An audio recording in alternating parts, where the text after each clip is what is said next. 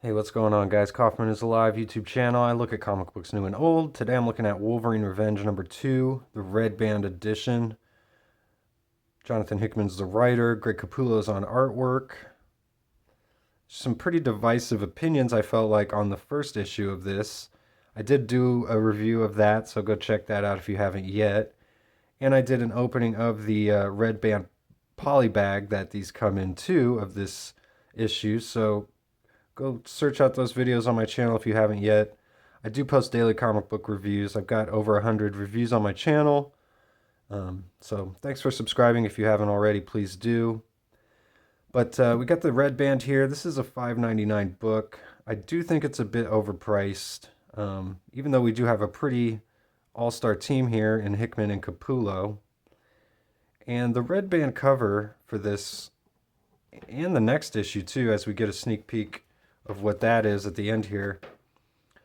I feel like these Red Band, the covers, there's really like no difference. I feel like they've just got some red lighting in the background and some ink blood splatters, and that's really kind of seems like the only difference. To me, I don't know. That doesn't really feel like it's worth a whole extra dollar just to pay for a different inking job or a different color job on the comic book. So, not too big a fan of the Red Band gimmick thus far, even though I do kind of like the polybag gimmick that they're doing. So we pick up where we left off here in the last issue, where Wolverine got blown up along with Captain America and Bucky. So, and there's some major continuity issues with this book. And I think that's what has diminished a lot of people's enjoyment of this series so far, even though the artwork has been really good. The dialogue's really good as well. But I don't think, any Marvel X-Men fans can really figure out where this is supposed to fit into continuity. They kind of have given us some context clues in the last issue, and but there just seems to be some things that aren't right. For instance, we've got Bucky here, who is already like post Winter Soldier, yet this is supposed to be taking place, as far as we know, back in the 90s, right after Magneto sent off this giant EMP. And we learn that the Empire's fallen, according to Fury, so there's just chaos all over the world. There's no electricity throughout most parts of it. And Fury's basically checked out. He says he's gonna go find himself a nice bottle of bourbon and crawl into a hole with his best gun. And Wolverine says, "Well, when you do and you see your friends on the other side," he says, "tell him I said you're late because you're a terrible drunk and an even worse shot." And then Fury says, "Well, what about you, Logan? And what are you gonna do?" We get the title page here, Revenge. That's what he's gonna do. So Wolverine starts his revenge quest here. He's in the Dakotas, as it says. He runs into some X-Men here, Danny Moonstar and Forge. They're being very standoffish for some reason. And Wolverine just wants to talk to Forge. Eventually he's able to, and then they start taking him to this other location. And one thing I do like about each scene in this book kind of has its own color palette. This scene's really dark. We're in the forest. And then suddenly everything's really bright and colorful. We go to this giant crater here. Real nice drawing of a crater. There's one book I reviewed recently. I can't remember what it was, but there was another crater in some other story I was reading, but it looked like they used some found image and just kind of put it in the book, but you can tell Capullo actually penciled that. And we find out they're actually digging up Magneto here. And they think there's some use that can come from Magneto's helmet. Of course, it blocks psychic powers. So, got Wolverine here. He's on continuing his quest. He's at a city that's name has been erased, it says. And this is where I thought we were kind of going to figure out what's going on here as Wolverine confronts Mastermind. And I kind of figured Mastermind was just playing mind tricks on Logan the whole time, which he could still be. But we see here that Wolverine easily infiltrates the Mastermind's base here. And when Mastermind thinks that he's going to take over Wolverine's mind,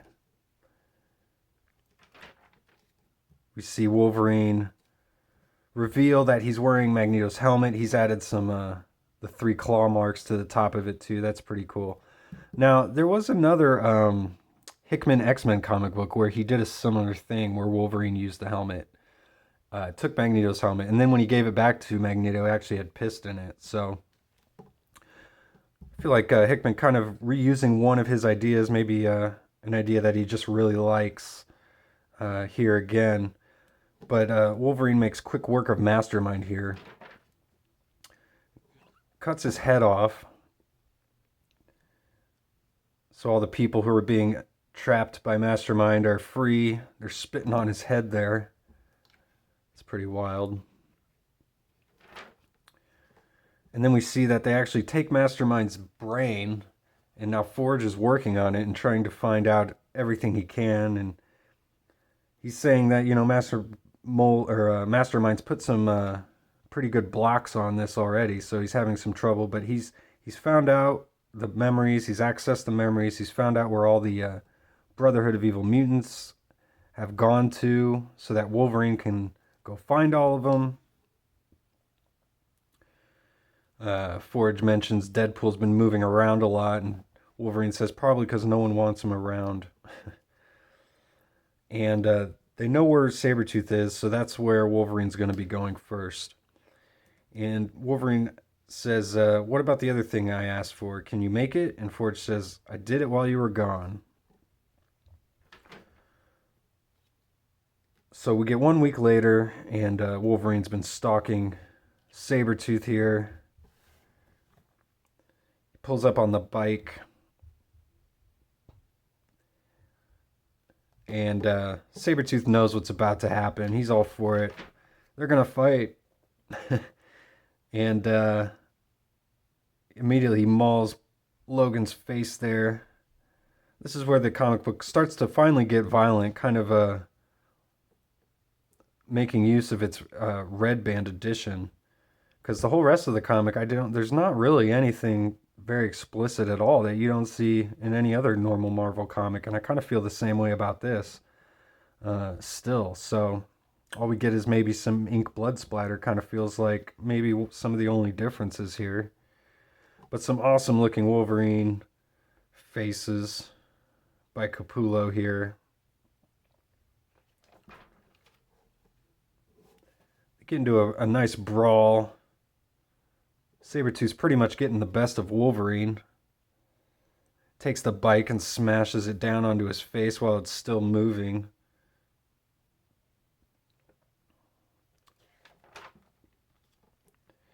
Wolverine explains that it's not his bike. He borrowed it from a friend. And Sabretooth starts to feel something wrong, and Wolverine reveals that there was actually a mutant dampener on the bike. So Sabretooth's losing his powers here to kind of make it an equal fight to Wolverine, perhaps. I really like this eyeball with Wolverine in the middle of it. That is really cool.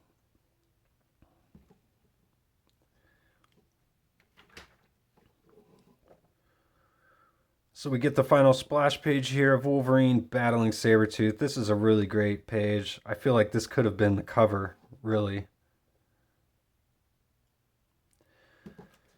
So, yeah, I've got some mixed feelings about this issue. Some really awesome art. There's really good dialogue, and but as like a complete story, there's really not much of a complete story in this issue specifically at all.